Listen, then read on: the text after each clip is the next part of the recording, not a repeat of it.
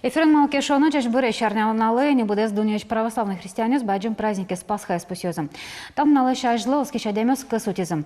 Трусасо шарамы буде скуным. Таюанлы валыктын шайтын тыршса важишки эскеренёслым. Ожи в цомен шарамыл пусёся Россия нулыщёс плыш куин процентез гина черкен тупатын вань кронёся вижазы. Валамон тал пусёся углу вераны земновски адямяки ук. Но малке мама пашка валык пус баджим геслошуса. Берлова кыте малпан кылды оскишадемёс тросгесно тросгесло. Союнчуш мукеттыз Юанна Еренберга. Тросез амеда осконзес выжикалыклен шамыныз герджалом. Юантонском алпашком чапак сочарыш фрашкан чакчикотуне.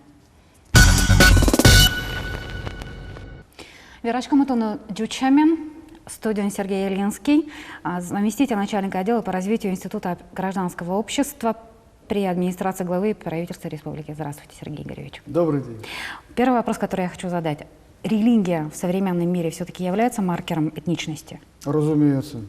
Это было всегда, есть и будет. Во-первых, надо сказать, что как бы вот в наборе этнических признаков самоидентификации, значит, человека, да, на первом месте обязательно язык. Своя культура, культура своего народа, какие-то признаки там и прочее. Да. И религия, конечно, обязательно присутствует. Потому что, значит, мы имеем дело с этноконфессиональной такой формой. Русский православный, татарин, мусульманин, еврей, иудей. Ну, в удмуртах, например, там смешана такая формула, исповедующий национальное верование, плюс православный христианин. На самом деле все, конечно, гораздо сложно. Любая культура – это смесь культур. И вот такой лабораторной чистоты, разумеется, конечно, нет. И в религиях то же самое. Эти социсследования у нас проводил университет несколько раз по поводу этнической идентичности молодежи. Это среди студентов проводилось вот этот самый опрос. И получилась такая интересная штука. У татар признак, значит, конфессиональный признак религия был на 3-м месте. У русских, у удмуртов на 4-м. У всех, конечно, на 1-м месте был язык. Это о чем говорит? У татарского населения отношение к религии более такое серьезное и глубокое, чем, например, у русских и у удмуртов. Поэтому, например, русских можно встретить и не только в православной церкви, но и в мечети, в молитвенном доме протестантов, исповедующие какие-то нетрадиционные религии там, и прочее, прочее. Ну и, естественно, конечно, русских язычники – это тоже отдельная тематика. То, что касается удмуртов, примерно то же самое. У удмуртов можно встретить, опять же, я говорю, и среди последователей протестантизма, и, например, есть у нас удмурты, которые исповедуют буддизм или увлекаются новыми религиозными движениями, состоят в обществе сознания Кришны. У нас даже есть перевод Бхагавад-гиты на удмуртский язык. Вот в чем феномен-то.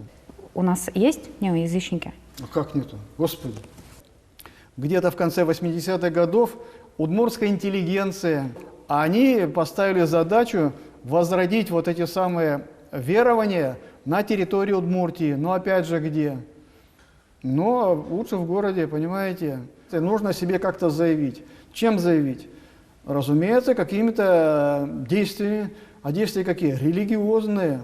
Потому что устраивать какие-то фольклорные концерты, это как бы не их прерогатива. Поэтому надо было совершать какие-то вот религиозные, обрядовые мероприятия.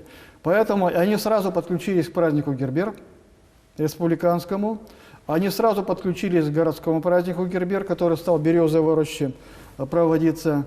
Дальше, так как там были выбраны жрецы, они совершали обычаи и обряды. Они пытались изображать жрецов, конечно, да.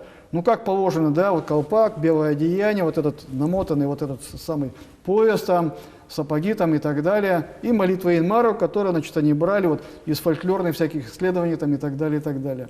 Вот. Но вот эти самые праздники, да, вот на самом деле они вот получились не совсем качественные. Потому что вот я сколько был свидетель, первоначально все это было достаточно искренне. А вот дальше, так как этот праздник массовый, одними молениями не обойтись, и там, конечно, получилось так, что вот эти языческие вот обычаи обряды, они стали использоваться просто как часть культурной программы мероприятия городского или районного масштаба. Когда, значит, наступил кризис общины Удмурт-Выч, роль жрецов стали исполнять артисты нашего Удмуртского национального театра, там были песни под бубен, конечно, очень все это было здорово и так далее. Но потом, когда выходил, значит, артист с мочальной бородой, изображал Инмара, и сам себе потом молился, а потом выскакивал такой чертик типа Вукужо там и так далее, и совершал какие-то театральные действия, там уже духовности, конечно, совершенно не пахло. Как-то совсем все грустно. Нет, вот еще надо обязательно сказать вот такую вещь. Не надо, конечно, оплакивать вот эту языческую общину, потому что планы-то у них были грандиозные, на самом деле. Они хотели сделать Ижевск столицей удмуртского мира, столицей язычества, понимаете? И поэтому, конечно, главная задача была, да, это строительство большого храма Бджим-Куала. Вот в этой самой березовой роще администрация города Ижевска выделила очень большой участок земли. Планы были на самом деле очень большие. Сергей Юрьевич, то есть этот проект был, то есть Куала была бы как музей, или это была бы действующая Куала? Нет, во-первых, там это был целый комплекс. То есть, по сути, этот проект назывался «Центр духовной культуры удмуртов». Вот так. То есть там все было в комплексе. Во-первых, культовое здание, вот это Баджим-Куала, где совершаются все вот эти обряды, действия и так далее. Дальше 3 сакральные зоны. Зона леса, зона огня, зона воды там и так далее. Дальше языческая семинария. Вот. Ну и еще много чего они там напридумали, конечно, да. То есть там должны были какие-то и просветительские акции проходить, и культурные и так далее. Вот эти праздники должны вот именно на этой площадке. То есть планы были, конечно, совершенно грандиозные. Вот. И если бы на самом деле органы власти прониклись бы вот этой самой идеей, и поделились бы бюджетом, и все это было воплотилось, ну, не знаю, конечно, как бы наша тут история дальше развивалась, это, конечно, было мощно. Я хочу задать вопрос о вот сегодняшнем дне Березовой рощи. Что там будет и что вы об этом думаете? Куалы там не будет в современной Березовой роще? Реального вот такого духовно-религиозно-обрядового комплекса в столице Удмуртии на новом месте, в новых условиях не может быть. Это будет искусственный совершенно проект, культурологический. Ну, как бы в контексте вот нашего этнокультурного бренда, в принципе, это можно было бы сделать. Другое дело, для кого он будет работать, понимаете? Ну, будут там наняты жрецы проводить все эти самые обряды и так далее. Но это опять театральное действие, это опять же будет фальшивка. Но опять же, по-другому никак. Потому что параллельно с этим вот, реальная обрядность, она там, в другом месте, в священных рощах, в деревнях там и так далее, все такое. А так все-таки точку-то поставили? Что там будет в итоге? Да, точку пока не поставили, потому что реально вот, эту зеленую зону, конечно, надо облагородить обязательно. Другое дело, что на самом деле нужно как-то вот отделить территориально духовную часть, ну, скажем, этнодуховную, да, от светской части, чтобы там была и нормальная эстрада для проведения каких-то фестивалей, конкурсов и так далее, и нормальная спортивная площадка, а почему бы и нет? Место же хорошее, спортом лучше заниматься не в спортзале, а на свежем воздухе, поэтому здесь все должно быть гармонично. Так как, получается, по статистике, на самом деле, глубоко религиозных людей очень мало, вот, получается, ну, даже если взять удмуртов, да, то есть вроде как из язычества-то вышли, хотя вот на интуитивном уровне вроде как что-то помним. В глубине души все равно это осталось. А до православия не дошли, потому что, ну, как бы глубоко верующими людьми, ну, действительно нельзя сказать, что если человек 2-3 раза в год ходит в церковь и свечку ставит, и не понимает особо, кому он ставит, кому. Вот. Не могу. Вот по поводу Тенгейзера того же самого. Возможно, вот из-за этого и получаются вот такие вещи. Насчет Тенгейзера, ну тут дело не в Тенгейзере, тут в первую очередь метель, конечно, да, потому что после нее-то, конечно, намело очень здорово, но это как бы звенья одной и той же цепи, что дозволено, что не дозволено. Поэтому вот это как раз вот это очень наглядный пример уровня истинной религиозности в нашем обществе. Да, вот об этом я и хотела поговорить, да. Потому что вот, ну, на самом деле, ведь что произошло? Вот висит афиша «Метель Пушкин», Господи Боже мой. А обычный русский священник из Михайловского собора вечером идет на эту постановку приобщиться к классике, прекрасный театр, известный довольно, прекрасные артисты и так далее. И в результате он видит, что от Пушкина почти ничего не осталось, и там идет просто по мотивам, как многие вот экранизации классики происходят и так далее. Более того, Там идет совершенное искажение образа православного священника.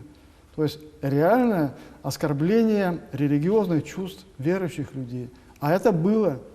Это на самом деле действительно есть. Потому что если вот так вот посмотреть фотографии или живьем посмотреть, образ-то карикатурный. Священник-то на священника не похож. Но зачем вот это надо было все выпячивать вот этому сценаристу, автору вот этого самого сценария и так далее? К чему? Ведь священник там не главный. Ведь там же, в принципе, произведение-то Пушкина про любовь, а не какая-то карикатура и так далее. И это очень хорошо вписалось во всякие скандалы на религиозной почве, вот это Шарли Эбдо там и так далее и прочее. Там то же самое. Нельзя вот эти вещи, сакральные вещи, да, интерпретировать по-своему. Вот есть определенная грань, когда вот образ превращается уже в кощунство, когда искусство становится уже предметом вот какой-то вражды, ненависти и так далее. И тут еще Тангейзер. И опять связь с Удмуртией, потому что Кулябин опять из Ижевска, опять такая связка. Вот они, злодеи, сеют на это зло по всей стране. Сергей Юрьевич, Пасха. Пасха. Вот как раз перед Пасхой разговор. И в итоге получается, что немножко грустно мы заканчиваем. Нет, ни в коем случае. У нас нынче Пасха совпадает с Днем космонавтики. У нас однажды Пасха совпадала с Днем Победы. Это было прекрасно, потому что победа над врагом, победа сил добра над зло. И я вот специально вот как раз проанализировал вот эти совпадения.